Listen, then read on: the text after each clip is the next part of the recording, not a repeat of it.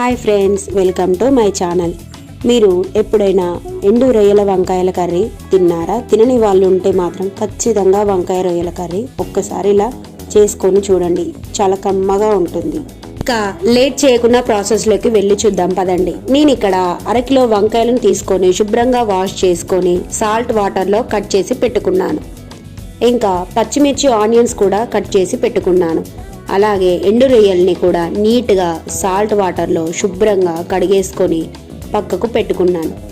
Salt వాటర్లో wash చేస్తే నీసు వాసన అనేది మనకు రాదు. తర్వాత స్టవ్ ఆన్ చేసి కడాయి పెట్టుకొని ఇందులో 2-3 టేబుల్ స్పూన్ ఆయిల్ వేసి, ఆయిల్ హీట్ అయ్యాక జీలకర్ర ఇంకా పచ్చిమిర్చి ఇంకా ఆనియన్స్ వేసి లైట్గా వేగనివ్వండి. ఇందులోనే రుచికి సరిపడా సాల్ట్ వేసి, అలాగే 1 టీ స్పూన్ అల్లం పేస్ట్ వేసి పచ్చి వాసన పోయే వరకు వేగనివ్వండి. ఇంకా ఇప్పుడు గుప్పడు కొత్తిమీర వేసి, అలాగే చిటికెడు పసుపు యాడ్ చేసి ఒకసారి కలిపేయండి.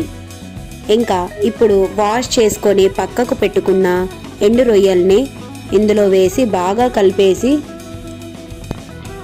బ్రౌన్ కలర్ వచ్చే వరకు స్టవ్ మీడియం ఫ్లేమ్లో పెట్టి మూత పెట్టి ఉంచండి. ఆ తర్వాత సాల్ట్ వాటర్లో కట్ చేసి పెట్టుకున్న వంకాయలని వేరొక బౌల్లో తీసి వేసుకోండి. ఇంకా ఇప్పుడు ఇలా తీసిన వంకాయలని వేసి ఇవి కూడా కాస్త మగ్గే వరకు మీడియం ఫ్లేమ్లో పెట్టుకొని ఒక 15 మినిట్స్ మూత పెట్టి ఉంచండి. ఆ తర్వాత ఒకసారి మూత తీసి అంతా కలిపేసి ఇందులోనే 2 టమాటా కట్ చేసి వేసుకోండి. చాలా బాగుంటుంది. మీకు వద్దనుకుంటే టమాటోలని స్కిప్ చేయండి.